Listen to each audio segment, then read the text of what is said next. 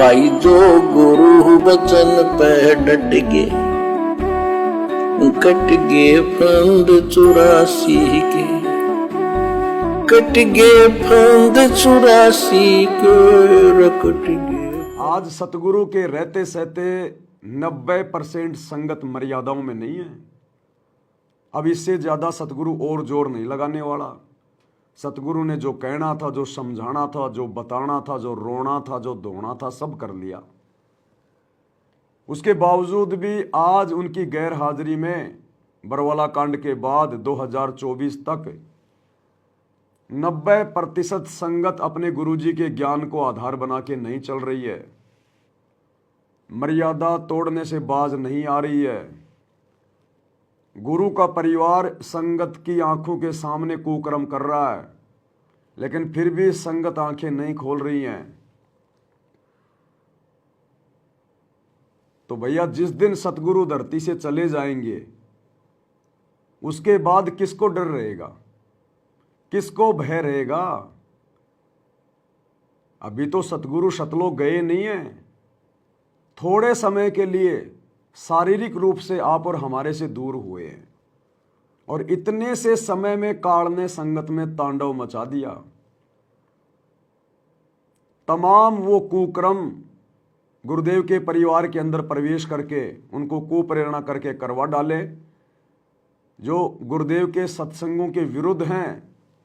जिन बुराइयों को छुड़वाने के लिए गुरुदेव ने 30 वर्ष संघर्ष किया, 10 वर्ष के अंदर सतगुरु के परिवार ने सारी बुराइयां संगत में पैदा करवा दी। 2019 में कांग्रेस सरकार को वोट डलवाना, कांग्रेस का समर्थन करवाना भगत समाज से गुरु का नाम लेके, 2024 में बीजेपी को वोट डलवाना, बीजेपी का समर्थन करवाना गुरु का नाम लेके, जबकि गुरु का राजनीति से 36 का आंकड़ा है।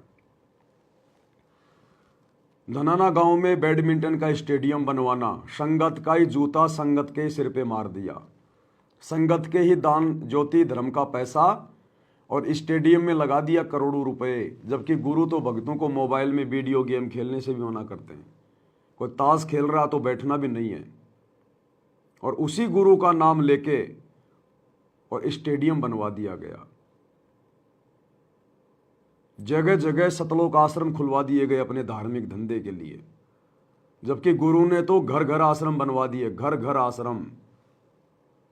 आज गुरु की गैर हाजिरी में इस परीक्षा के समय में हमने घर पर रहकर ज्ञान को आधार बनाकर, गुरु को परमात्मा मानकर, घर को आश्रम बनाकर मर्यादा में रह के भक्ति करनी थी, लेकिन संगत को मजदूर बना दिया। मजदूर। आश्रम में हॉस्पिटल खोला जा रहा 10 एकड़ जमीन में 2-3 मंजिल का, गुरु के ज्ञान के विरुद्ध। अरे हॉस्पिटलों से दुखी होकर तो लोग गुरु के पास आते हैं। क्या है दुनिया में कोई ऐसा आश्रम किसी संत का जिस संत ने हॉस्पिटल खोल रखा हो? आपको नकली संतों के आश्रम में भी ऐसा उदाहरण देखने को नहीं मिलेगा, जो उदाहरण काल प्रेरणा से गुरुदेव के परिवार ने धनाना आश्रम में पेश कर दिया। अगर हॉस्पिटल में ही रोग कटेगा तो फिर गुरु की भक्ति करने का क्या फायदा? अरे सतगुरु रामपाल जी दावा करते हैं कि मेरी शरण में आ जाओ, जो भक्ति मैं बताता हूं वो भक्ति करो, कैंसर क्या, कैंसर का बाप भी ठीक हो जाएगा। और उसी परम संत का नाम लेकर उसी के आश्रम में बहुत बड़ा हॉस्पिटल खोला जा रहा है, तो दुनिया कैसे विश्वास करेगी कि ये परम संत जो कह रहा है वो सही है? तो ये टोटल काल प्रेरणा है। राजस्थान के गैंगस्टर आनंदपाल सिंह की सीबीआई जांच का समर्थन करवा दिया गया। भगत समाज को राजपूत करणी सेना की रैली में बैठा दिया गया, और उस गैंगस्टर की सीबीआई जांच के लिए 5 लाख रुपए संगत का राजपूत करणी सेना को राजस्थान के अजमेर की राजपूत करणी सेना की रैली में सुखदेव सिंह गोगामेडी को दिया गया, गुरु के ज्ञान के विरुद्ध। फिर गुंडों में और भक्तों में क्या अंतर रह गया?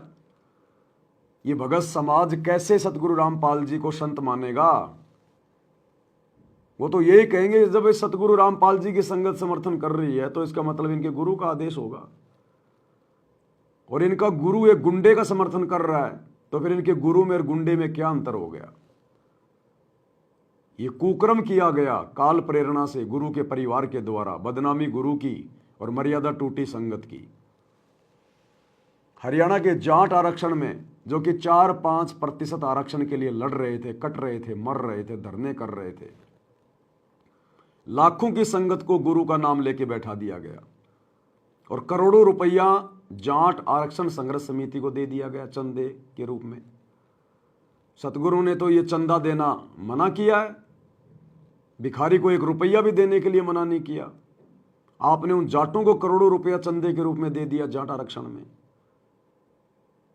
संगत की मर्यादा तोड़वाई गई, सबकी परीक्षा चल रही थी, सब आंखें बंद करके बैठे थे। गोहाना की जाट धर्मशाला का 5वां फ्लोर जिसका निर्माण कार्य शुरू कर दिया गया है, जो 80 लाख रुपए की लागत से बनेगा, उसका उद्घाटन कर रहा है सतगुरु रामपाल जी का बड़ा बेटा। गले में माला डलवा रहा है, अपनी पूजा करवा रहा है। सतगुरु ने सतनाम के नियम नंबर 4 में मना किया है कि बेटा ना गले में माला डालनी ना डलवानी। गुरु का बेटा सरेआम जाट समाज से अपने गले में फूलों की माला डलवा रहा है। तो भाई और बहनों, ये टोटल काल प्रेरणा है। संगत ने अपने गुरु के ज्ञान को आधार बनाकर चलना चाहिए था और ये नादान संगत देखा देखी में चल पड़ी। गुरु के परिवार की पूंछ पकड़ के सतलोक जाने की सोच बैठी, 100 में भी नहीं जा सकती। तो कहने का मतलब है, गुरु के रहते सहते संगत ने मर्यादाओं की धज्जियां उड़ा रखी है, अपने पैरों तले मर्यादाओं को रोंद डाला है। गुरु केवल 200, 400, 500 किलोमीटर दूर बैठा, हमारे से ज्यादा दूर नहीं है। इतने में संगत ने सारी मर्यादा तोड़ डाली, अपने दिलो दिमाग से अपने गुरु का डर भय समाप्त कर दिया। सोचिए, जब ये सतगुरु परमानेंट धरती से चला जाएगा संत रूप में, तब किसको डर, तब किसको भय, किसी के ऊपर कोई अंकुश नहीं रहेगा। उस समय तो सरेआम मर्यादा टूटेंगी। भला कैसे हम सतलोक चले जाएंगे? गुरु के सतलोक जाने के बाद एक छोटा सा सत्संग लगभग 1.5 मिनट का इसी विषय पर गुरुदेव ने बिल्कुल खुलकर कहा हुआ है कि अगर मेरे रहते सहते आप लोग मर्यादा में नहीं रहोगे, तो जब ये दास सतलोक चला जाएगा, उसके बाद तुम्हारे ऊपर अंकुश नहीं रहेगा। भक्ति तो रहेगी, लेकिन तुम्हें कोई डर नहीं होगा, तुम्हारे ऊपर कोई अंकुश नहीं रहेगा। फिर तुम कैसे पार हो जाओगे? जब आज रहते सहते मर्यादा तोड़ रहे हो, तो जाने के बाद किसको डर, किसको भय? ऊपर से धरती पर सतयुग जैसा माहौल हो जाएगा, हर प्राणी सुखी हो जाएगा, किसी को कोई दुख नहीं, कोई संकट नहीं, कोई परेशानी नहीं। और फिर सुख में तो भक्ति वैसे ही नहीं होती। परमात्मा कहते हैं, सुख के माथे पत्थर पड़ो जो नाम हृदय से जाए, बलिहारी उस दुख के ऊपर जो पल पल नाम रटाए। सुख में तो इंसान वैसे भक्ति नहीं कर पाता। तो एक तो सतगुरु धरती से चला जाएगा, किसी को कोई डर नहीं, कोई भय नहीं, ऊपर से सतयुग जैसा माहौल आ जाएगा, किसी चीज की कोई कमी नहीं, कोई अभाव नहीं। ये प्राणी कहां से मोक्ष प्राप्त कर लेगा? तो क्या कह रहा है गुरु कि मेरे रहते सहते अगर मर्यादा तोड़ोगे, तो मेरे जाने के बाद तो तुम्हारे ऊपर कोई अंकुश ही नहीं रहेगा। तुम कैसे पार हो पाओगे? चलो मान ले आपने सुख भी हो गया, रह भी गए, और कंटिन्यूस 5-6 जन्म आपके मनुष्य के भी हो जाएंगे इस कमाई थे वर्तमान के भक्ति से। और आगे श्रद्धा, क्योंकि आगे घटेगी जब दास यहाँ मौजूद है। अभी गलती करोगे तो आगे कौन से पार हो जाओगे तुम? अब तो हर तरह से मर्यादा आपको समझाता हूँ, ये बताता हूँ, ये गलती मत करो, तुम्हें फाउल पॉइंट बताता हूँ कि ये गलत, ये पॉइंट फाउल है, तेरा नाम खंड हो गया। तो अब भी जब रह जाओगे तो फिर आगे कैसे पार होगे तुम? जब ये दास चला जाएगा सतलोक, फिर तुम पर अंकुश नहीं रहेगा, ज्ञान तो रहेगा, लेकिन कुछ ऐसी मर्यादा बन जाएंगी जो पुण्यात्मा बचपन से भक्ति अपने बच्चों को रंग में रंग देंगे, वो आने वाले समय में इतना जल्दी नहीं बिगड़ेंगे। और जो वर्तमान में बिगड़ जाएगा तो आगे गलती हुई पड़ी है उस तरह। तो इसलिए इस समय को ज्यादा नहीं बढ़ाना आपने, रहेगी वहां। इसलिए इस समय को ज्यादा नहीं बढ़ाना आपने। स्पष्ट कर दिया गुरुदेव ने कि आगे तो तुम्हारी श्रद्धा घटेगी।